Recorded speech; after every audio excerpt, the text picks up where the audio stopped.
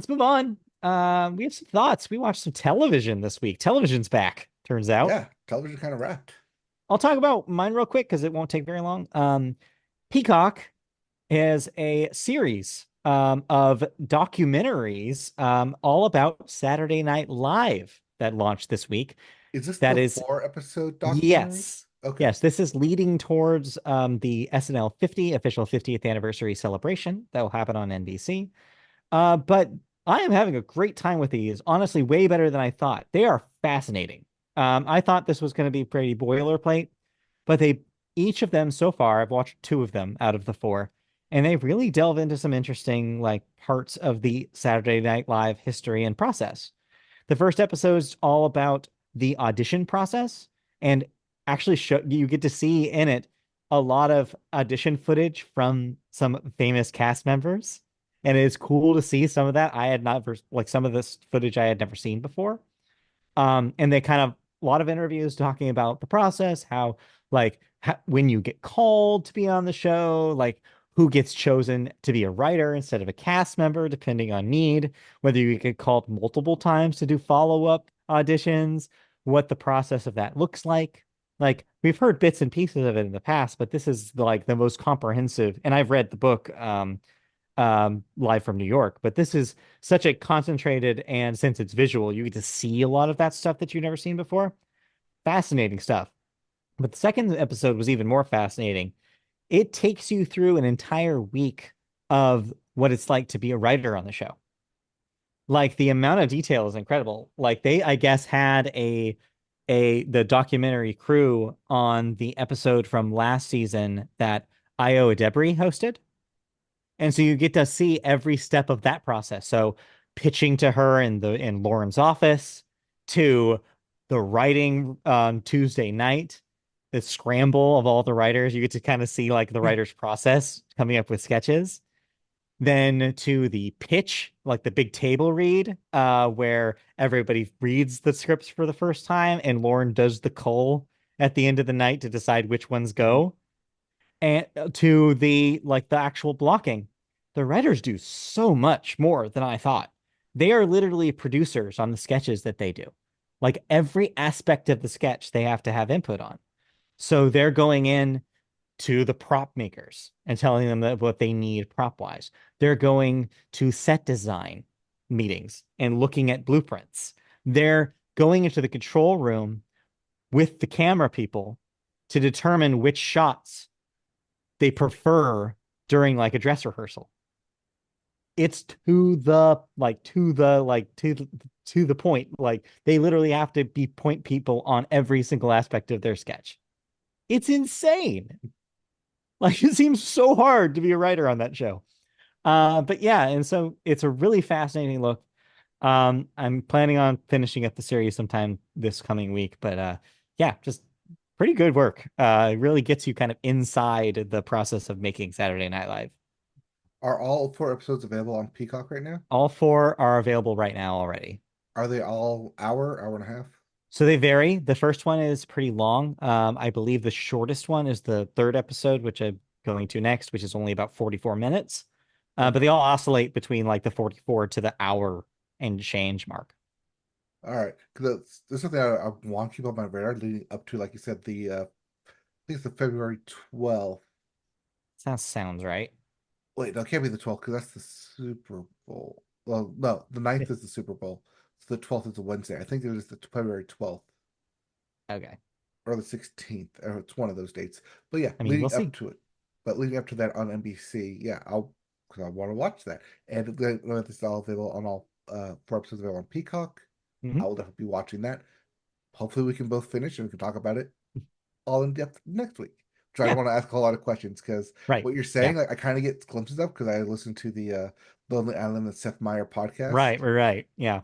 and they give a lot of the behind the scenes stuff too of not just the SNL digital shorts, but also the week of and like the sketches that they were in too. Yeah. Yeah. So what you're Totally. saying So, like sounds familiar because I'm listening to that on a right. weekly So that would be, basis. it's a perfect accompaniment to that. Then you Yeah. get to see a lot of it. But yeah, Oh, it's that cool. sounds great. It's cool. Also currently watching in the middle of The Traders season 3. Yep. awesome, also on Peacock. And over on Max, The Pit. Currently 3 episodes in.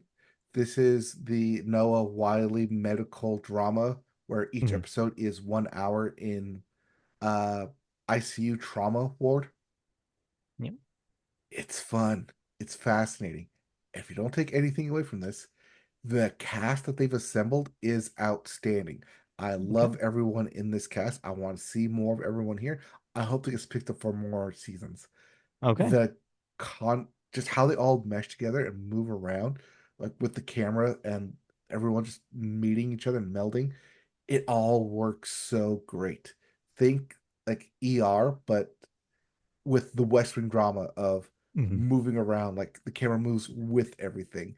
You're able to go from one room to the next. The camera pans from you see everyone like working like all intimately in on one person. Then you get to behind like the desk. It's gonna swoop around and go to the next plot. It's fascinating. It's fast moving.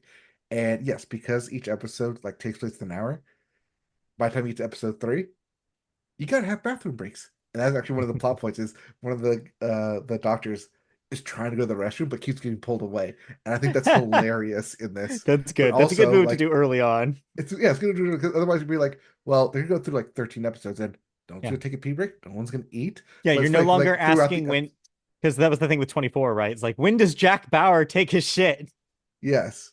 But like over the episode, like, you see people like giving each other food, giving them advice, like telling them Yeah. to go rest. It's like, oh, they're actually functioning like a real hospital, not like a medical drama.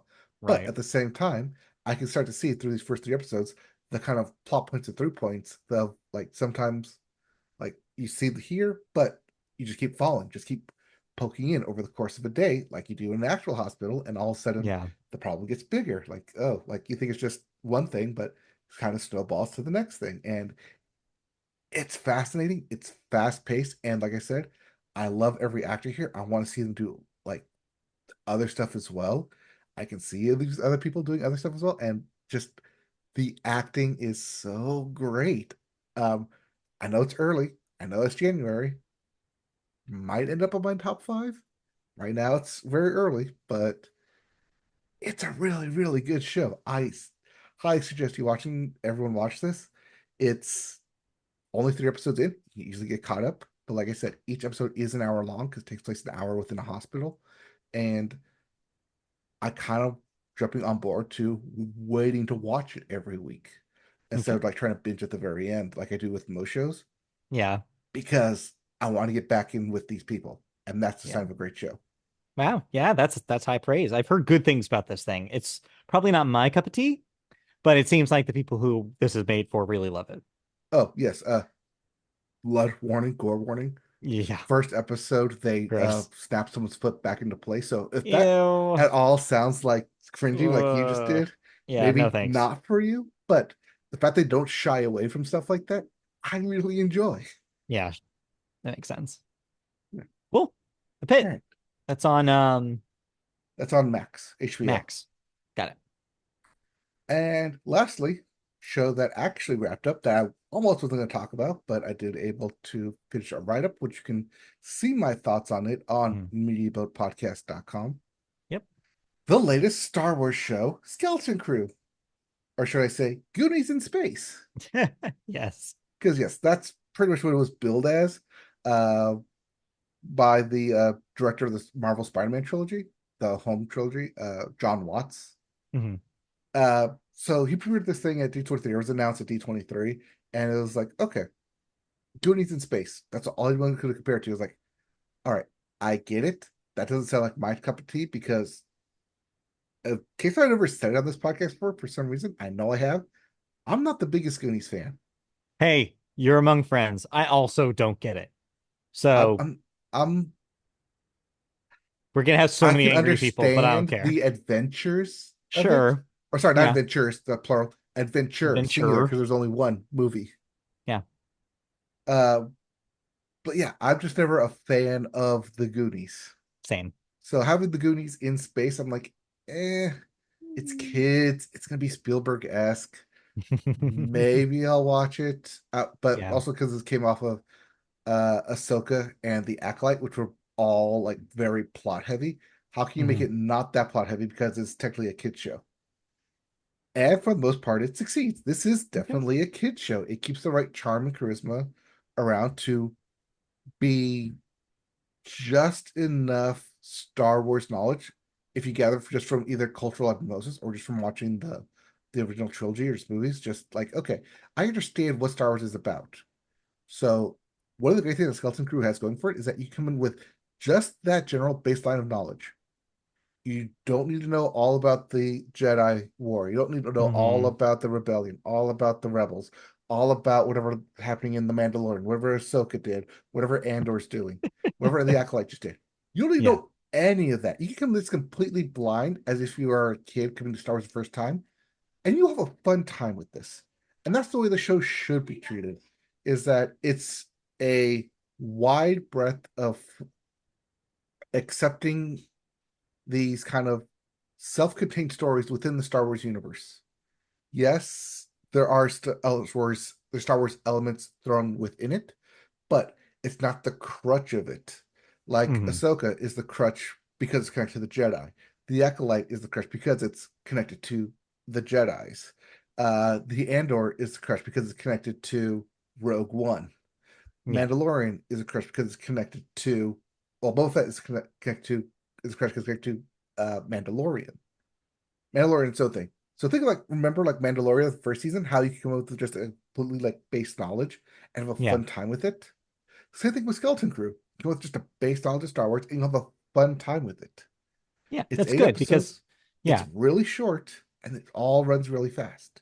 Yeah. We've talked about on this show that the biggest roadblock for so many people is how do I know what's going on with Star Wars and the Marvel stuff is like that same kind of question is like, what do I have to already know to be engaged in this thing? And yeah, it's nice to see the ones that you don't have to have like encyclopedic knowledge to enjoy. That's the one thing that Ahsoka butted up against is that people were like, "Oh, you have to watch these episodes of the Clone Wars to understand what's happening over here in Ahsoka." And I'm Right. like, "But then you're crutched to the show." Here, Skeleton Crew, none of that crutches. It's its own Yeah. thing set within the Star Wars universe. And this is what the Star Wars kind of one-offs and spin-offs should have been. Star Wars shows self-contained within the larger Star Wars universe, but not beholden to keep making sure that like it follows a strict timeline of rules. Mhm. So I thought I was gonna have, I thought I wasn't gonna like it.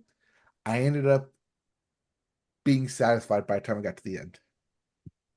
Even though Jude Law's character, biggest red flag in the world. Like you could see his twist coming a mile away. But But yeah, that's yes, Skeleton Crew. your full thoughts will be on mediaboatpodcast.com in uh, uh if I have time tonight, but probably tomorrow. That's So I'll fine. have those up on the website tomorrow. Yeah. All right. All right, cool. Did you watch anything else? We start Celebrity Jeopardy is back. We watched the first Hmm. episode of that. There's a couple of those. Just brief shout out to the Abbott Elementary crossover with Always Sunny in Philadelphia happened last week. It's cute. It's fun. I mean, it's what you would think it would be. Yeah. But it's a good time. If you're a fan of both shows, I think you would enjoy it. Um, what else? Yeah, I mean, that's pretty much TV right now. For us.